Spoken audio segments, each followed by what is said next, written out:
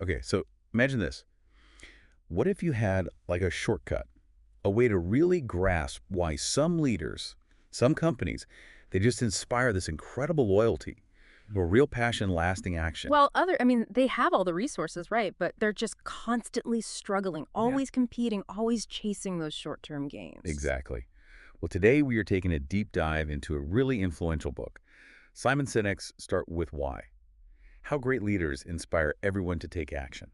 And our mission for you today really is to unpack this core pattern Sinek identifies. It's a powerful way of thinking, acting, communicating. It's almost counterintuitive in some ways. Yeah. We want to pull out those practical, actionable lessons, things you can actually start using right away. Whether you're leading a team, maybe building a business, or even just trying to live a more purpose-driven life yourself, Hmm. understanding this why thing, it can genuinely shift how you operate. Absolutely. And Sinek, he doesn't just like theorize in a vacuum. He throws you right in with these incredibly compelling stories, historical examples that immediately make you ask, Well, well, why?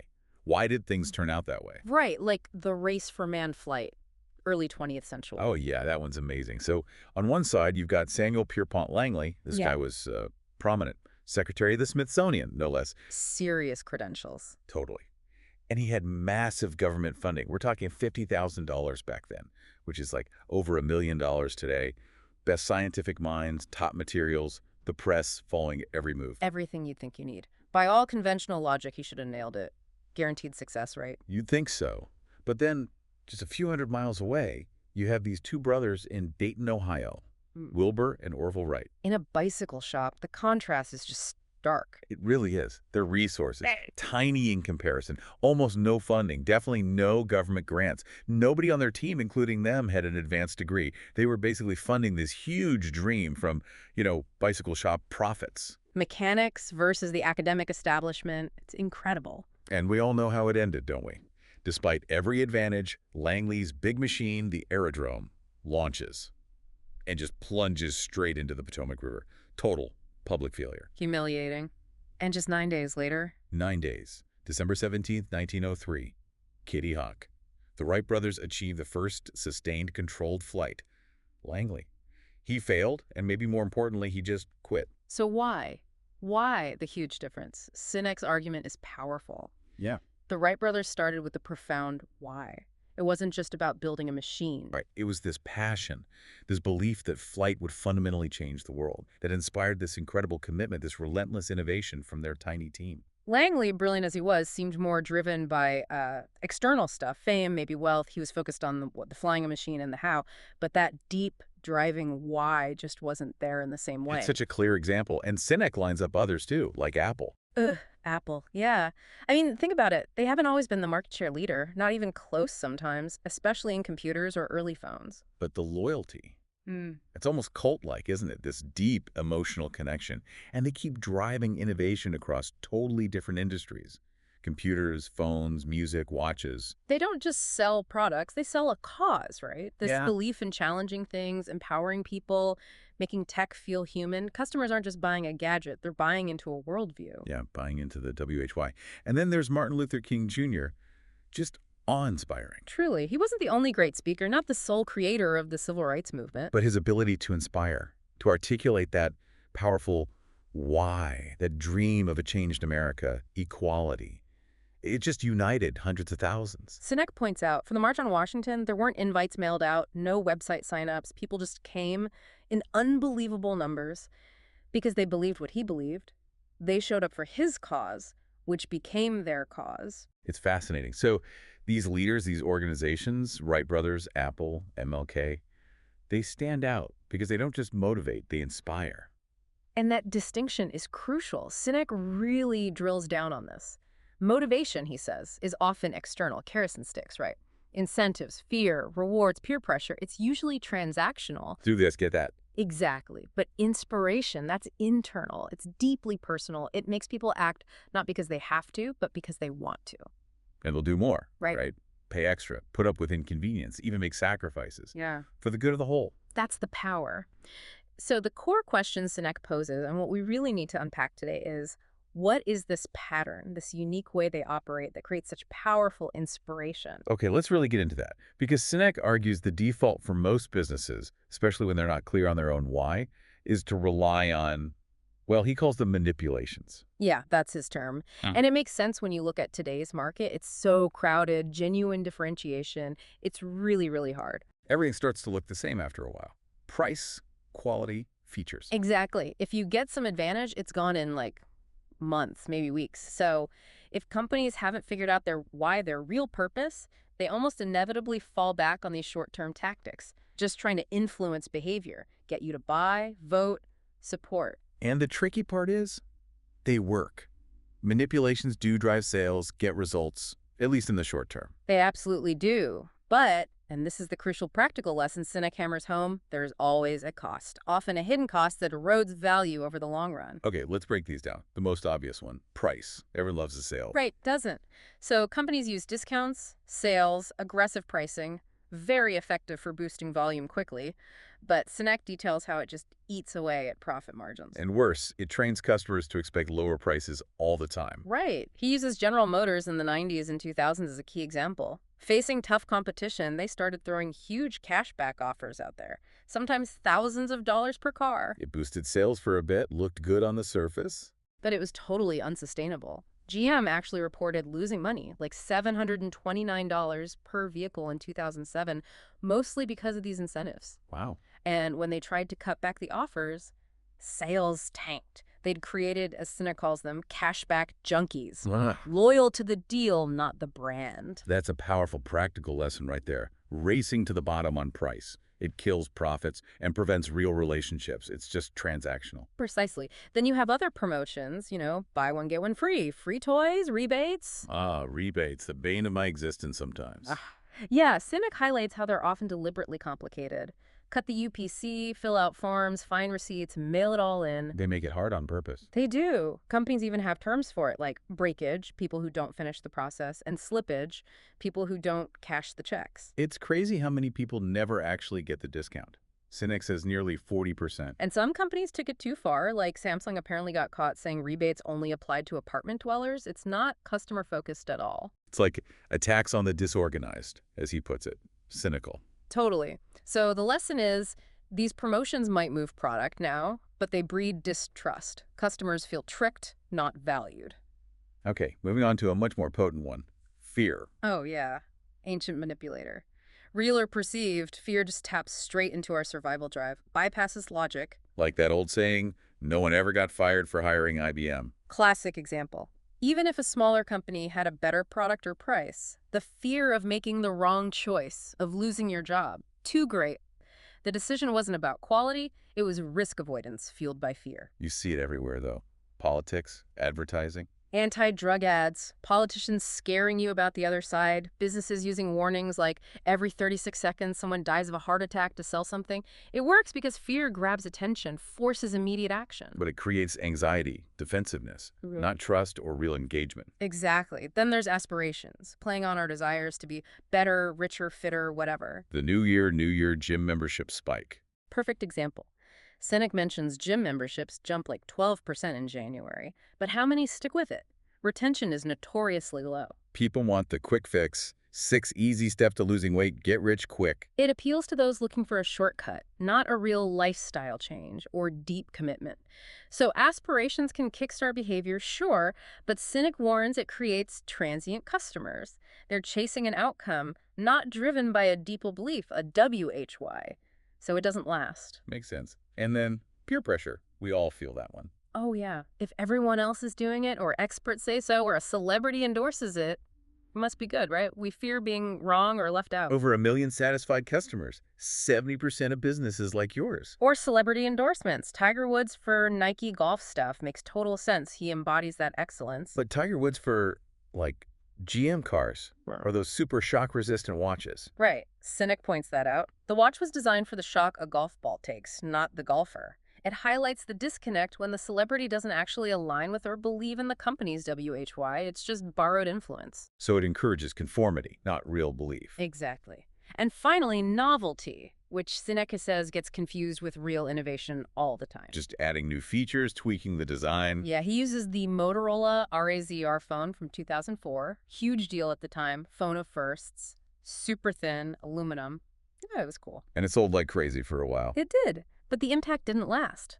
Motorola, like lots of companies, confused new with innovative. The market caught up fast, copied the features, and the RAZR just became another phone, commoditized. Whereas true innovation, like the light bulb or iTunes, Or the iPhone. Sinek argues these things change industries, change society. The iPhone didn't just add a touchscreen, it completely flipped the power dynamic between manufacturers and carriers.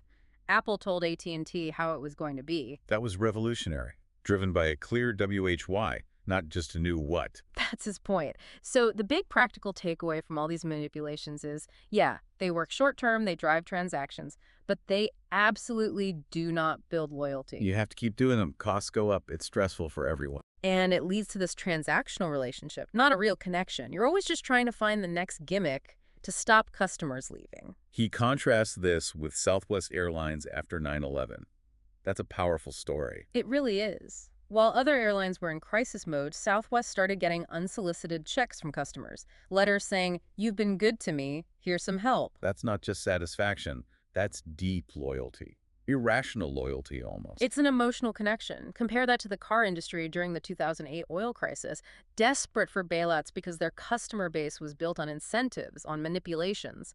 When times got tough, those evaporated. A strong WHY builds resilience. Okay, so if manipulation is the flawed default, what's the alternative? This brings us to Sinek's core framework, the golden circle. Yes, the golden circle. And Sinek presents this not as, like, his invention, but as a pattern he observed, a naturally occurring pattern in all truly inspiring leaders and organizations. Regardless of industry or size. Exactly. He sees it as a practical guide, something you can use to seriously improve leadership, culture, hiring, product development, sales, marketing, everything. And the key is, it works from the inside out. All right, let's break down the layers, starting from the outside. The what? The what is the easy part. Every single company, every person knows what they do. It's the products, the services, the job function. Apple sells computers and phones. That's their what? Tangible, obvious. Simple enough. Moving inward, then, is the HOW. The HOW is how you do what you do. This is where differentiation often comes in your unique processes, your values, your secret sauce. Your unique selling proposition. Right. For Apple, the HW might be their design focus, user-friendliness, the integrated ecosystem. Many companies think this is what truly sets them apart. It explains how you're different or maybe better. But Sinek says it's still not enough to truly inspire. Not on its own. It explains how you operate, but not why anyone should deeply care or feel connected. Which brings us to the very center, the core, the WHY. This is the crucial piece, and it's the one very few people or organizations can clearly articulate. And Sinek is emphatic. The WHY is not about making money. That's just a result. A result of doing things well. Exactly. The WHY is your purpose, your cause, your fundamental belief. Why does your company exist? Beyond profit, why do you get out of bed? And critically, why should anyone else care? Why should they join you, buy from you, follow you? It's the deep conviction. And the direction you communicate this makes all the difference. That's key, isn't it? The typical way versus the inspiring way. Totally key. Most communicate from the outside in. They start with what they do. We make great computers. Then maybe they add Hey W. They have the fastest processors and sleek design. Right. Piling on facts and features, hoping to convince you. It speaks purely to the rational brain. But the inspiring ones, they flip it. Inside out. Exactly. Like Apple. They start with WHY, their core belief, their purpose. Challenge the status quo. Think differently. Yes. And then they show you what they make, beautiful computers, phones, etc., which serve as tangible proof of that belief. And the huge insight is, people don't buy what you do, they buy why you do it. The iPod example again. Creative technology had an MP3 player first. 22 months earlier. But Creative advertised a 5 GB MP3 player. Pure what? Apple comes along and says, All 1,000 songs in your pocket. It wasn't about the specs, it was about the benefit, the feeling, the WHY. it tapped into something emotional. That's the power. Apple's clear WYY allows them to move across industries. We buy computers, then phones, then watches from them because we get their underlying purpose. Unlike, say, Dell trying to sell TVs or PDAs back in the day. Right. Dell was defined by what they made computers. Their WHY was fuzzy, so buying a TV from them just felt off. It didn't align. So this golden circle idea, it's not just Sinek's opinion. He argues it's wired into our biology. This is where it gets really fascinating. He maps the golden circle directly onto the structure of the human brain. Okay, break that down. The outer layer, the what, corresponds to our neocortex. That's the newest part of the brain, rational, analytical thought, language processing. It handles facts, figures, data. So when a company lists specs, gigabytes, processors, battery life, that's hitting my neocortex. Exactly. But the middle sections, the HRW and especially the WHY, they correspond to the limbic brain. This is older, more primitive. It's responsible for feelings, trust, loyalty, and critically, it's where decision-making happens. But the limbic brain doesn't do language, right? No capacity for language. It feels, it decides, but it can't explain why in words. Which totally explains gut decisions. When something just feels right, but you can't quite articulate why. Precisely. That feeling comes from the limbic brain. And because it can't talk, we struggle to explain the real reasons. So we rationalize after the fact, using our neocortex to find logical-sounding justifications. Like why you love someone. You give reasons, smart, funny, but the deep feeling is hard to put into words. Exactly. And Sinek argues this really limits traditional market research that just asks, why did you buy this? People give rational answers, but maybe not the true limbic driver. Like trying to pick a TV based only on specs. It's overwhelming. Then a friend says, oh, I just love that other one, and suddenly your rational choice feels shaky? That's the limbic brain whispering. So most companies communicating outside in target the neocortex. They try to win minds, but winning hearts, making that limbic connection, that's far more powerful. And Sinek says it requires starting with WHY. Maybe even our language hints at it. Hearts and minds. Art before science. He suggests maybe our intuitive limbic brain is telling us the WHY, the feeling, has to come first. So it's the unspoken stuff, the stuff you can't easily measure that really drives behavior, like that laundry detergent story. Perfect example. Companies focused on whiter whites based on surveys. But anthropologists watching people found the first thing they did was smell the clean laundry. Not hold it up to the light. No. Feeling clean, the scent, was more important emotionally than measurable whiteness. The deeper WAY wasn't just clean clothes, it was the feeling of freshness, comfort, how it makes you feel, not just what it does. Which leads straight to loyalty. Sinek says it's not rational, it's limbic. Totally. No amount of data will easily convince a loyal Apple fan to switch to a PC or vice versa if that brand connects to their identity. It's like a cause, a belief system. Products become symbols of who we are, a Ferrari versus a minivan. Exactly. You're buying into a belief, a symbol that resonates with your own values. So, Sinek's point is, when you start with an authentic WHY, you attract people who believe what you believe. That creates deep, lasting, sometimes irrational loyalty. They're not just customers, they're part of your tribe. Okay, building on that biology, that limbic connection, Sinek really dives into trust. How great leaders cultivate this loyal following. It's not just about selling stuff, it's leading people who share that belief. Absolutely, and he uses Gordon Bethune at Continental Airlines as such a powerful case study. Continental in the early 90s, a total mess. Worst airline, losing hundreds of millions. Employees were demoralized, right? Completely. Bethune came in with this, revolutionary belief for the time. Happy employees first, then happy customers, then happy shareholders, in that specific order. And he actually did things to show it, didn't he? Not just talk. Yeah. Got rid of the exclusive executive floors, showed up on the tarmac helping baggage handlers, served coffee on flights, created this real sense of we're in this together, broke down the hierarchy. That visible commitment matters. Hugely. And he backed it up, introduced a monthly bonus, like $65 back then, for every employee if they hit top on-time performance metrics, a separate check. So everyone shared in the success. Yes. It fostered cooperation, shared responsibility, and the turnaround was dramatic. Profitable within a year, rated a best place to work. It's a huge practical lesson.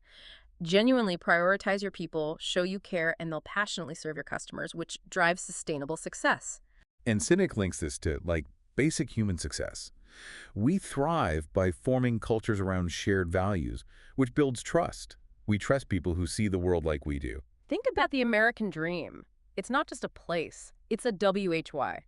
a set of ideals, opportunity, independence. It pulls in immigrants who resonate with that WHY.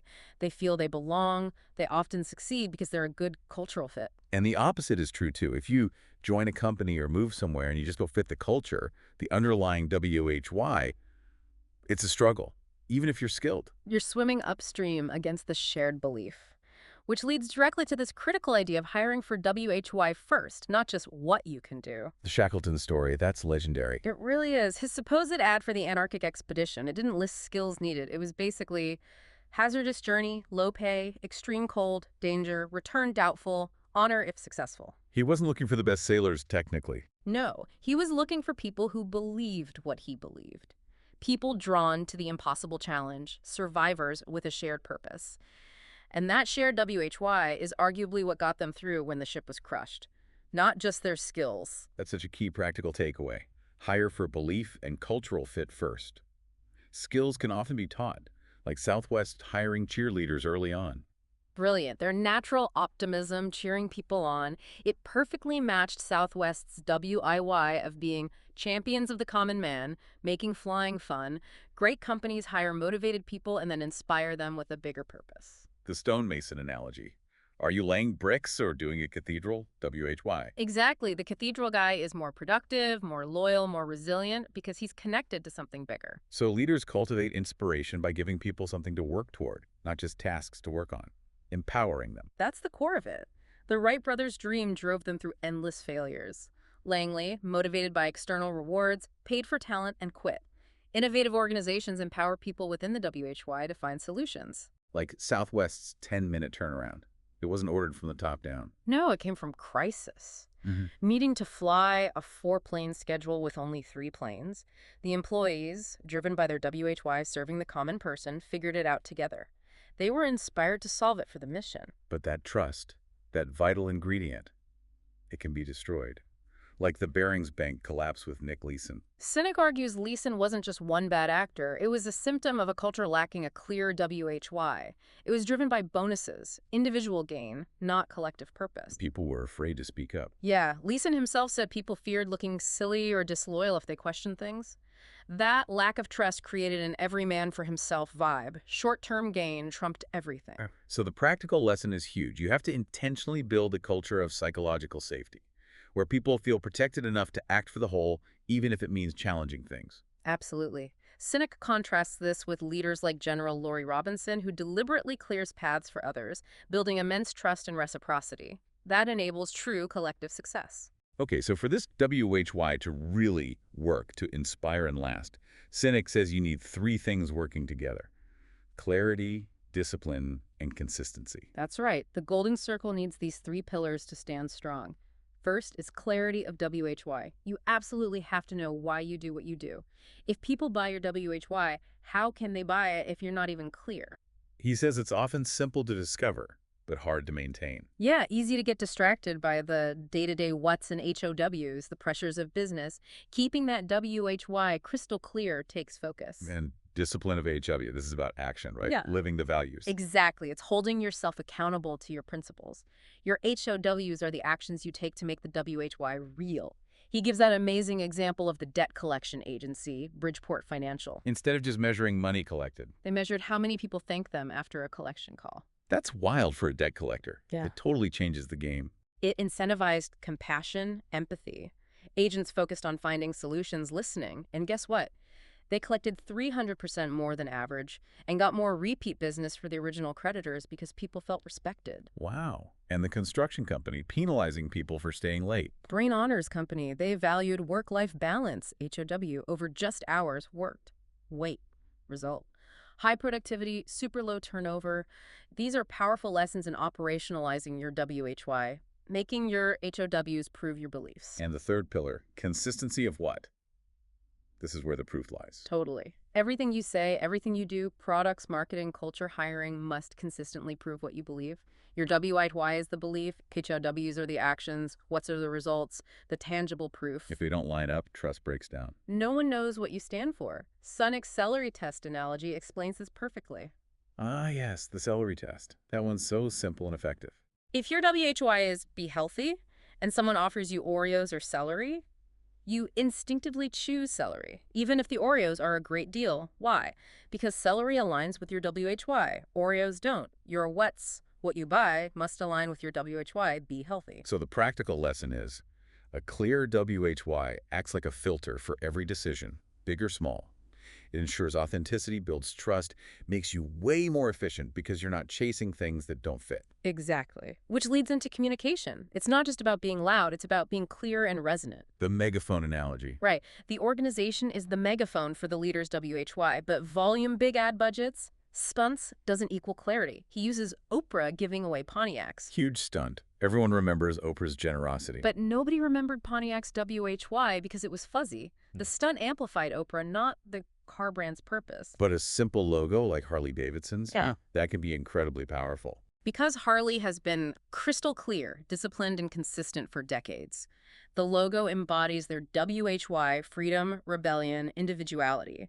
It resonates so deeply, people tattoo it on themselves. It becomes a symbol of their own beliefs. Like Apple's 1984 ad or Think Different. They connected on that deeper limbic level. Exactly. They reinforce the audience's own beliefs about challenging norms and empowering individuals. And Sinek warns against just copying best practices. Oh, huge trap. Putting ping pong tables in your office because Google does it, it won't work unless it genuinely aligns with your WHY. So VW, failing with the luxury Phaeton. Great car, technically. But totally inconsistent with VW's people's car, WHY. Toyota and Honda got it right. They created Lexus and Acura, separate brands for luxury, because they understood their core brands, WHY, wouldn't stretch that far without breaking. So the lesson is, don't copy blindly. Filter everything through your WHY. That's the essence of consistency. Okay, so you've got clarity, discipline, consistency. You're succeeding. But paradoxically, Sinek says success itself is the biggest challenge. It can lead to the split.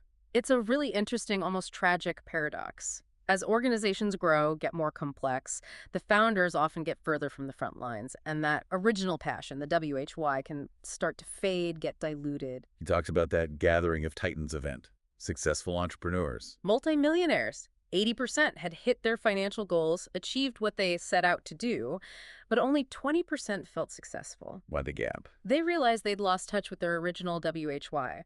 Their companies got focused solely on the what products and the how-to efficiency process during growth.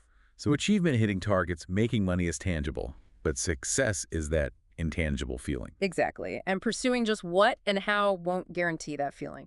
Success, for Sinek, comes from the ongoing pursuit of WHY. Achievement is just a marker along the way. The split is that moment the WHY starts getting fuzzy. And decision-making changes, from gut instinct to just data. Right. It shifts from WHY-driven choices to purely rational, metric-based ones. Employees stop being inspired. They just do a job. Then you need manipulations bonuses, fear to keep people. The cathedral isn't being built anymore. The Walmart story is maybe the most striking example of this. It's a textbook case. Sam Walton's original WHY was genuinely about serving people, employees, customers, communities. If he looked after people, business would follow. Low prices were the what? The proof of that WHY. But after he died? Sinek argues the WHY got lost. Walmart became obsessed with cheap, the HRW, and efficiency above all else, traded the cause of service for the manipulation of price. And the consequences were massive. Scandals, community resistance. Yeah, decades of issues over labor practices, treatment of suppliers, communities blocking new stores. A huge shift from when they were welcomed. Sinek points to stock performance versus Costco, suggesting a loss of long-term value once the WHY faded. It's a stark lesson.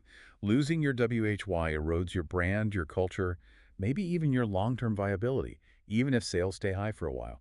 People sense the lack of purpose. They really do. And a huge challenge in keeping the WHY alive is leadership succession. Right. Sinek has some tough examples of failed successions. Many visionary founders struggle to translate their WHY into principles others can carry on. Like Microsoft, after Gates moved to philanthropy, his WHY was empowering individuals via PCs. A PC on every desk. Yeah.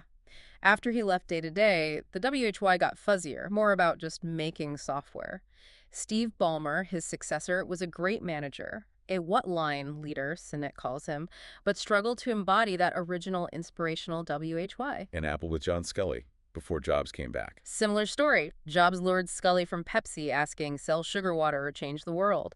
Scully was a brilliant marketing guy, a what and how leader. Under him, Apple lost its spark, became dull. Until Jobs returned, the living embodiment of the WHY. Exactly. He brought back that challenge, that empowerment. Same pattern with Dell and Starbucks struggles when founders stepped away. Stabilization when they returned to reignite the WHY. So what does successful succession look like? How do you make the WHY outlast the founder? Southwest Airlines, again, is the prime example. Herb Kelleher's WHY, championing the common man, making flying fun, was so deeply baked into the culture. Lived every day. Totally. So successors like Howard Putnam, Colleen Barrett, they naturally embodied it. Putnam refusing to pay $5 for coffee showed he got the everyman WHY. That ingrained culture ensured the vision continued, leading to decades of consistent profitability. And Costco seems similar, maybe carrying on Walton's original spirit. Sinek makes that case. Founder Jim Sinek prioritizes employees, pays way more than competitors like Sam's Club, great benefits, super low turnover. He sees employees as ambassadors, valuing them over advertising. So Costco embodies that original people first WHY that Walmart lost. That's the argument. These successes show the practical lesson. Build a WHY so strong, so authentic, so embedded, it becomes the organization's identity.